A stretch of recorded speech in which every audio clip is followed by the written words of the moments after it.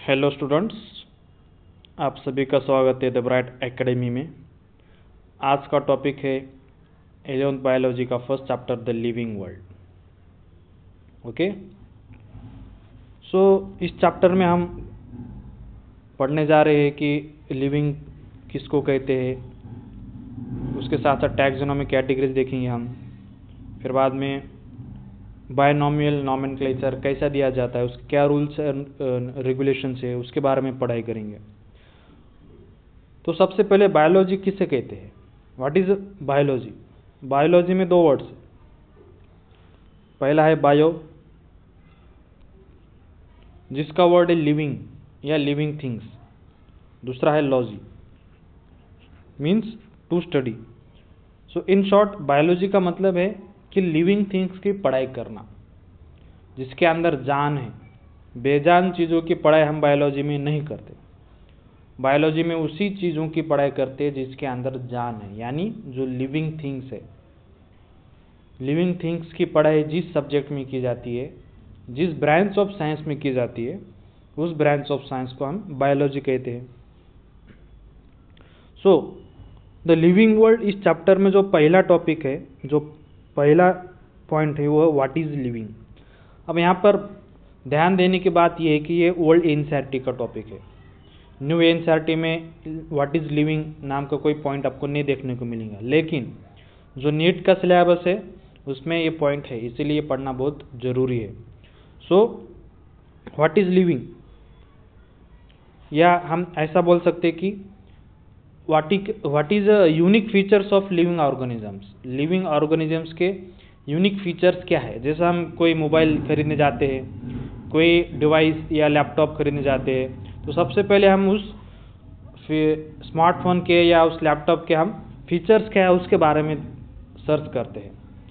तो पहले हमें पता होना चाहिए कि लिविंग थिंग्स की फीचर्स क्या है, कैरेक्टरिस्टिक्स क्या है। बायोलॉजी में हमें लिविंग थिंग्स के बारे में पढ़ाई करनी है, लेकिन लिविंग थिंग्स किसे कहते हैं, लिविंग थिंग्स की डेफिनेशन क्या है, उसके बारे में जानना बहुत जरूरी है। उनकी क्या कैरेक्टरिस्टिक्स है, किन कैरेक्टरिस्टिक्स होने के बाद हम किसी को लिविंग थिंग्स की टाइटल दे सकते हैं। सो सबसे पहले हम देखते हैं कि ग्रोथ। लिविंग थिंग्स की सबसे पहली कैरेक्टरिस्टिक्स है वो है ग्रोथ। आप अपने आप को ही देखो, आप फर्स्ट स्टैंडर्ड में आपकी साइज कितनी थी, आपकी हाइट कितनी थी। 10th स्टैंडर्ड में होने के बाद आप क्या उतनी ही रह गए क्या? नहीं, आपकी हाइट बढ़ी, आपका बॉडी मास बढ़ा। और हर लिविंग थिंग्स के अंदर ये होता है, फिर चाहे वो प्लांट्स हो या एनिमल्स हो। ठीक है। So growth it is the characteristics of living things. और इसके दो कैरेक्टरिस्टिक्स, इसके ट्विन कैरेक्टरिस्टिक्स है, जैसे कि इंक्रीज इन मास और increase in number of individuals. Growth जो है दो तरीके से होता है। पहला है इंक्रीज इन मास, मास बढ़ने की वजह से ग्रोथ होती है। दूसरा है increase in number of individuals, यानी एक सेल से दो सेल होना, यह भी एक टाइप का ग्रोथ ही है। So there are two types of growth, that is increase in mass and increase in number of individuals। और ये जो ग्रोथ है वो प्लांट्स में भी देखने को मिलता है और एनिमल्स में भी देखने को मिलता है। ओके। सो लेकिन जो प्लांट्स में जो ग्रोथ होती है उसे इनडिटरमिनेट ग्रोथ कहते हैं। क्या कहते हैं? Indeterminate growth. यानी प्लांट्स की जो ग्रोथ है वो पूरे लाइफ स्पैन में, जब तक वो प्लांट जिंदा रहेगा तब तक वो ग्रोथ कंटिन्यू होती रहती है। ओके। और इसी टाइप के ग्रोथ को हम इनडिटरमिनेट ग्रोथ कहते हैं, जो प्लांट्स में देखने को मिलती है। तो growth occurs continuously through out their life span. और दूसरी तरफ जो एनिमल्स है उसमें जो ग्रोथ है वो अप टू सर्टेन एज तक ही रहती है। आप जो 18 साल है इंसानों में देखेंगे, ह्यूमन बींग्स में 18 साल 20 साल या ज़्यादा से ज़्यादा 22 साल तक, वहाँ तक उसकी जितनी ग्रोथ होगी बस। ऐसा नहीं कि वो बढ़ते बढ़ते एकदम 4th फ्लोर पर चले जाएंगे, 5th फ्लोर पर चले जाएंगे, ऐसा नहीं होता। उसकी जो ग्रोथ है वो एक अप टू सर्टन एज तक ही लिमिटेड होती है, और उसी को हम डिटर्मिनेट ग्रोथ बोलते हैं। क्या बोलते हैं? Determinate growth. इसके साथ साथ और एक टाइप का ग्रोथ है जो नॉन लिविंग थिंग्स में भी देखने को मिलता है। फॉर एग्जाम्पल माउंटेन्स है, माउंटेन्स में जो ग्रोथ मिलती है उसको हम क्या बोलते हैं? एक्सट्रिंसिक ग्रोथ बोलते हैं। क्या बोलते हैं? Extrinsic growth. यानी जो माउंटेन्स या नॉन लिविंग थिंग्स जो ग्रोथ शो करते हैं वो कैसे होता है? कि by accumulation of a material on surface. उनके सरफेस के ऊपर जो मटेरियल है उसका एक्यूमुलेशन होते होते उनकी ग्रोथ बढ़ते रहती है, और इस टाइप का जो ग्रोथ है उसे हम एक्सट्रिंसिक ग्रोथ कहते हैं। और दूसरी तरफ लिविंग थिंग्स में जो ग्रोथ देखने को मिलती है वो इंट्रिंसिक ग्रोथ है, यानी जो अंदर से ग्रोथ अपने को मिलती है उसे इंट्रिंसिक ग्रोथ अपने को देखने को मिलती है। किसमें? लिविंग थिंग्स में। सो नॉन लिविंग थिंग्स के ग्रोथ में और लिविंग थिंग्स के ग्रोथ में ये डिफरेंस है कि लिविंग थिंग्स की ग्रोथ जो है बाय एक्यूमुलेशन ऑफ पार्टिकल्स की वजह से होती है, by accumulation of material on surface की वजह से होती है, और जो लिविंग थिंग्स में जो ग्रोथ होती है वो फ्रॉम इनसाइड होती है, और इसी को हम इंट्रिंसिक ग्रोथ बोलते हैं। और उसी तरीके से हमने प्लांट्स और एनिमल्स की जो ग्रोथ है उसके ग्रोथ के पैटर्न में भी अब हमने डिफरेंस देखा कि जो प्लांट्स की ग्रोथ है वो continuously through out their life span होती है, और जो एनिमल्स की ग्रोथ है वो लिमिटेड होती है अप टू सर्टन एज। इसी को हम डिटर्मिनेट और इनडिटर्मिनेट का नाम दे चुके हैं। ठीक है। और इसी वजह से जो लिविंग थिंग्स है उसमें ग्रोथ होती है, और जो नॉन लिविंग थिंग्स है जैसा कि माउंटेन्स है वो एक्यूमुलेशन ऑफ मटेरियल या पार्टिकल्स की वजह से ग्रोथ शो करती है। इसलिए ग्रोथ ये भले ही लिविंग थिंग्स का कैरेक्टरिस्टिक्स है लेकिन डिफाइनिंग प्रॉपर्टी नहीं है। Growth is not a defining property of living organism, क्योंकि डिफाइनिंग प्रॉपर्टी और कैरेक्टरिस्टिक्स तो अलग चीज है। Growth is a characteristics of living things, लेकिन अगर हमें उसे डिफाइनिंग प्रॉपर्टी का दर्जा देना है तो उसको दो चीजें सेटिस्फाई करना पड़ेगा। एक, उसका कोई एक्सेप्शन नहीं होना चाहिए, और दूसरा, कोई भी नॉन लिविंग थिंग्स में वो कैरेक्टरिस्टिक्स नहीं होनी चाहिए। जब ये दो चीजें किसी भी कैरेक्टरिस्टिक्स में पाई जाएंगी तब हम उसे डिफाइनिंग प्रॉपर्टी बोल सकते हैं। ग्रोथ नॉन लिविंग थिंग्स में भी एक्सेप्शन क्यों नहीं होता, लेकिन नॉन लिविंग थिंग्स में भी हमें देखने को मिलती है। इसलिए जो ग्रोथ है वो लिविंग में भी हमें दिखती है और नॉन लिविंग में भी दिखती है, इसलिए ग्रोथ को डिफाइनिंग प्रॉपर्टी हम नहीं कर सकते। ठीक है। तो दूसरा कैरेक्टरिस्टिक्स है वो है रिप्रोडक्शन। रिप्रोडक्शन मतलब न्यू प्रोजेनी को तैयार करना, आने वाली जनरेशन को तैयार करना, आने वाली पीढ़ी को तैयार करना, इसी को रिप्रोडक्शन कहते हैं। What is reproduction? Reproduction refers to the production of a progeny. आ रही बात समझ में? ठीक है। Reproduction it refers to the production of progeny.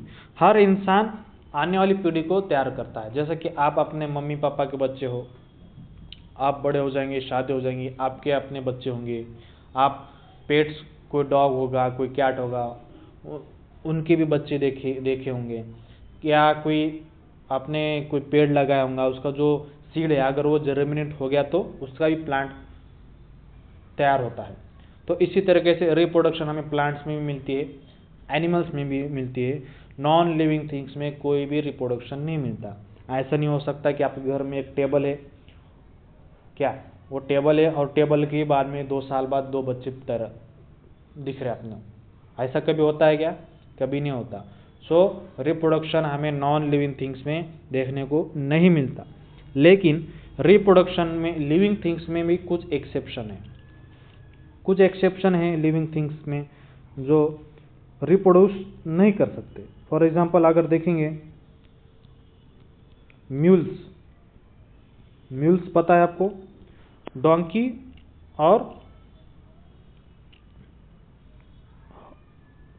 और जो हॉर्स है, घोड़ा और गधा, ये दोनों जो प्रजाति है प्राणियों की, इनके क्रॉस करने के बाद जो संतान की उत्पत्ति होती है उसको म्यूल बोलते हैं। और ये जो म्यूल है वो फर्टाइल नहीं होता, वो रिप्रोडक्शन नहीं कर सकता। हालांकि वो लिविंग थिंग्स है, लेकिन वो रिप्रोडक्शन नहीं कर सकता। इसके साथ साथ आपने स्टेराइल वर्कर भी देखे होंगे, बीज के बारे में पढ़ाई करे होंगे। उसमें एक स्टेराइल वर्कर बीज की कैटेगरी होती है, वो भी रिप्रोडक्शन नहीं कर सकते। ओके, इसके बाद आप अपने रिलेटिव्स में या आसपास के पड़ोस में या अपने सोसाइटी में कुछ ऐसे कपल्स देखते होंगे जो शादीशुदा है, लेकिन उनके बच्चे नहीं हो पाते। कोई मेडिकल कंडीशन की वजह से कुछ ऐसी सिचुएशन हो जाती है कि वो रिप्रोडक्शन नहीं कर सकते। उन्हें हम क्या करते हैं, इनफर्टाइल ह्यूमन कपल, क्या बोलते हैं, इनफर्टाइल ह्यूमन कपल। तो इनफर्टाइल ह्यूमन कपल भी एक एग्जाम्पल है किसका, एक्सेप्शन का, रिप्रोडक्शन नहीं कर सकते। सो ये लिविंग थिंग होने के बावजूद रिप्रोडक्शन नहीं कर सकते। और हमने पहले ही क्या कहा था कि किसी भी कैरेक्टरिस्टिक्स को अगर डिफाइनिंग प्रॉपर्टी हमें कहना है तो उस कैरेक्टरिस्टिक्स को दो चीज़ें साबित करना पड़ता है। एक, वो किसी भी नॉन लिविंग थिंग्स में नहीं होनी चाहिए, रिप्रोडक्शन नॉन लिविंग थिंग्स में नहीं पाई जाती। लेकिन जो दूसरा है कि उसका कोई एक्सेप्शन नहीं होना चाहिए। लेकिन रिप्रोडक्शन का एक्सेप्शन हमें देखने को मिलता है, किसमें, म्यूल्स है, इनफर्टाइल ह्यूमन कपल्स है और स्टेराइल वर्कर बीज है। इसकी वजह से रिप्रोडक्शन भी डिफाइनिंग प्रॉपर्टी नहीं है। भले ही रिप्रोडक्शन कैरेक्टरिस्टिक्स तो है लिविंग थिंग्स का, लेकिन रिप्रोडक्शन जो है डिफाइनिंग प्रॉपर्टी नहीं है। ओके, तीसरा कैरेक्टरिस्टिक देखेंगे हम लिविंग थिंग्स का, वो है मेटाबॉलिज्म। क्या, मेटाबॉलिज्म। What is metabolism? हमारा जो शरीर है वो अनगिनत केमिकल से बने वाला है। हमारे शरीर में बहुत सारे केमिकल्स हैं और इन केमिकल्स के बीच हजारों मेटाबॉलिक रिएक्शंस होते हैं, ठीक है, और वो साइमल्टेनियसली होते हैं। आप फिजियोलॉजी में पढ़ेंगे, रिस्पायरेशन है, डाइजेशन है, या किसी भी प्रकार की जो फिजियोलॉजिकल फंक्शंस है उसमें सो हजारों तरीके से मेटाबॉलिक रिएक्शन साइमल्टेनियसली हमारे बॉडी में चलते रहते हैं। और इसी केमिकल रिएक्शंस को हम साइमल्टेनियसली क्या बोलते हैं, मेटाबॉलिज्म। इसके दो आपने देखे होंगे टाइप्स, 10th तक आपने पढ़ाई किए होंगे, कैटाबॉलिज्म और एनाबॉलिज्म। जिस रिएक्शन में ब्रेकडाउन होता है उसे हम कैटाबॉलिज्म कहते हैं, जिस रिएक्शन में सिंथेसिस होता है उसे हम एनाबॉलिज्म बोलते हैं। ठीक है, मेटाबॉलिज्म, कैटाबॉलिज्म और एनाबॉलिज्म। कैटाबॉलिज्म में ब्रेकडाउन होता है, एनाबॉलिज्म में सिंथेसिस होता है। ठीक है, so what is metabolism? Sum total of all the chemical reactions occurring in our body is metabolism. और ये जो मेटाबॉलिज्म है कोई भी नॉन लिविंग ऑब्जेक्ट में देखने को नहीं मिलता, किसी भी नॉन लिविंग थिंग्स में मेटाबॉलिज्म हमें देखने को नहीं मिलता। इसलिए मेटाबॉलिज्म ये डिफाइनिंग प्रॉपर्टी है लिविंग थिंग्स की। अरे बात समझ में? ग्रोथ और रिप्रोडक्शन डिफाइनिंग प्रॉपर्टी नहीं है, लेकिन मेटाबॉलिज्म ये जो है डिफाइनिंग प्रॉपर्टी है लिविंग थिंग्स की। ओके, हम एक आधी केमिकल रिएक्शंस जो है लैब में हम डिमॉन्स्ट्रेट कर सकते, उसे हम लिविंग रिएक्शन तो बोल सकते हैं, लेकिन वो मेटाबॉलिक रिएक्शन नहीं होता। मेटाबॉलिक रिएक्शन उसी को कहते हैं जो बॉडी के अंदर, लिविंग बॉडी के अंदर जो रिएक्शंस होती है।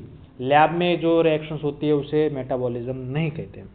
ठीक है, उसके साथ जो चौथा कैरेक्टरिस्टिक्स है वो है cellular organisation. Living things cell से बनी होती है। Cell is the basic unit of life. जैसा एक बिल्डिंग है, एक बिल्डिंग की जो बेसिक यूनिट है, फंक्शनल यूनिट है, स्ट्रक्चरल यूनिट है, वो क्या है? ब्रिक्स, ईंट जो है, ईंट, एक एक ईंट जोड़ के हम बिल्डिंग बनाते हैं। वो एक ईंट जो है पूरी बिल्डिंग की एक बेसिक यूनिट है। उसी तरीके से जो सेल्स है वो हमारे बॉडी की एक बेसिक यूनिट है। जैसा एक एक ईंट जोड़ के पूरी बिल्डिंग बनी हुई है, उसी तरीके से एक एक सेल जोड़ के इस पूरी तरीके से एक बॉडी बनी हुई है। तो सेल्यूलर ऑर्गेनाइजेशन ये डिफाइनिंग प्रॉपर्टी है किसकी, लिविंग थिंग्स की, कैरेक्टरिस्टिक्स भी है और डिफाइनिंग प्रॉपर्टी भी, क्योंकि ये किसी भी नॉन लिविंग थिंग्स में पाए नहीं जाती और ये किसी भी कोई भी लिविंग थिंग्स इसका एक्सेप्शन नहीं है, हर लिविंग थिंग्स में हमें देखने को मिलती है। ठीक है, इसके बाद कॉन्शियसनेस, ये कैरेक्टरिस्टिक्स है लिविंग थिंग्स का। कॉन्शियसनेस मतलब क्या है, व्हाट इज कॉन्शियसनेस? ये लिविंग थिंग्स का एक कैरेक्टरिस्टिक्स है और ये सबसे कॉम्प्लिकेटेड ऐसा फीचर है लिविंग थिंग्स का। इसका मतलब क्या है कि ability to sense the surroundings, अपने सराउंडिंग को सेंस करना और रिस्पॉन्ड करना, जो इन्वायरमेंटल स्टिमुला है उससे रिस्पॉन्ड करना, उसे को हम कॉन्शियसनेस कहते हैं। अगर हमें किसी चीज़ का जोर से गर्म चटका लगा तो हम तुरंत हाथ हटा देते। अगर हमें कोई टीचर ने स्टिक से या कोई हमें घर पे अपने पेरेंट्स ने जोर का थप्पड़ लगाया तो हमें दर्द होता है। ठीक है, अगर आप किसी पत्थर को, किसी टेबल को, लकड़ी को कितना ही मारोगे उसको कोई दर्द नहीं होता। तो ये जो सेंस करना है, अपने सराउंडिंग को सेंस करना है और उसके प्रति जो रिस्पॉन्स देना है, जैसा कि ठंडी के मौसम में ज़्यादा भूख लगना, गर्म धूप के मौसम में पसीना निकलना, जो हमारी बॉडी रिस्पॉन्ड करती है, तो इसी रिस्पॉन्स देना, उसको सेंस करना, इसी को हम कॉन्शियसनेस कहते हैं। और ये सिर्फ और सिर्फ लिविंग थिंग्स में पाई जाती है, नॉन लिविंग थिंग्स में कॉन्शियसनेस नहीं होती। ओके, सो हमने 5 कैरेक्टरिस्टिक्स देखा है। एक ग्रोथ को हम कैरेक्टरिस्टिक्स भी कहते हैं, लेकिन ये डिफाइनिंग प्रॉपर्टी नहीं है। दूसरा हमने देखा रिप्रोडक्शन को भी हमने क्या कहा कि ये कैरेक्टरिस्टिक्स तो है लेकिन ये डिफाइनिंग प्रॉपर्टी नहीं है। तीसरा हमने देखा मेटाबॉलिज्म हमने कहा कि ये कैरेक्टरिस्टिक्स भी है और डिफाइनिंग प्रॉपर्टी भी है। और चौथा देखा हमने सेल्यूलर ऑर्गेनाइजेशन ये लिविंग थिंग्स का कैरेक्टरिस्टिक्स भी है और डिफाइनिंग प्रॉपर्टी भी है। उसके साथ साथ कॉन्शियसनेस भी देखा आपने, कॉन्शियसनेस ये डिफाइनिंग प्रॉपर्टी है और उसके साथ साथ कैरेक्टरिस्टिक्स भी है। ओके, तो हम थोड़ा एनसीईआरटी की पढ़ाई कर लेते हैं। सो what is living? All living things grow, increase in mass and increase in number of individuals are twin characteristics of growth. Multicellular organisms grow by cell division. Okay, in plants growth by cell division occurs continuously throughout their lifespan. In animals this growth is seen only up to certain age. However, cell division occurs in certain tissue replaced lost cells. Unicellular organisms grow by cell division. One can easily observe this in vitro culture by simply counting the number of cells under the microscopes. In majority of the higher animals and plants, growth and reproduction are mutually exclusive events. One must remember that increase in body mass is considered as growth. Non-living objects also grow if we take increase in body mass as criteria for growth. For example, mountains, boulders, sand molds do grow. However, this kind of growth exhibited by non-living objects is by accumulation of material on the surface. In living organisms, growth is from inside. Growth, therefore, cannot be taken as defining property of organisms. Conditions under which it can be observed in all living organisms have to be explained, and when we understand that it is a characteristics of living system, a dead organism do not grow. Okay, so reproduction क्या है? Reproduction is a characteristics of living organisms. Okay, लेकिन इसके कुछ exceptions हमने देखे थे। कैसा, आप यहाँ पे देखो, there are many organisms who do not produce, for example mules, sterile worker bees, infertile human couples. Hence reproduction also cannot be an inclusive defining characteristics of living organisms. Of course, no non-living object is capable of reproducing or replicating by itself. So another characteristics of life is a metabolism. All living organisms are made up of chemicals. These chemicals, small, big, belonging to various classes, size, function, are constantly being made and changed into some other biomolecules. These conversions are chemical reactions or metabolic reactions. There are thousands of metabolic reactions occurring simultaneously in all living organisms, be they unicellular or multicellular. All plants, animals, fungi, microbes exhibit metabolism. The sum total of all chemical reactions occurring in our body is metabolism. No non-living object exhibit metabolism. Metabolic reactions can be demonstrated outside the body in cell-free system. An isolated metabolic reaction inside the body of an organism performed in test to be neither living nor non-living. Hence, while metabolism is a defining feature of living organisms without exception, isolated metabolic reaction in vitro are not living things but surely living reactions. Hence, cellular organization of the body is a defining property of living forms. Okay, ठीक है. The most obvious and technical complicated feature of all living organisms is this ability to sense their surrounding or environment and respond to the environmental stimuli, which could be physical, chemical or biological. We sense our environment through our sense organs. Plants respond to external factors such as light, water, temperature, other organisms, pollutants. All organisms from the prokaryotes to most complex eukaryotes can sense and respond environmental cues. Photoperiod effect affects reproduction in seasonal breeders, both plants and animals. All organisms handle chemicals entering their bodies. All organisms therefore are aware of their surroundings. Human being is the only organism who is aware of himself, that is, has self-consciousness. Consciousness therefore become the defining property of organism.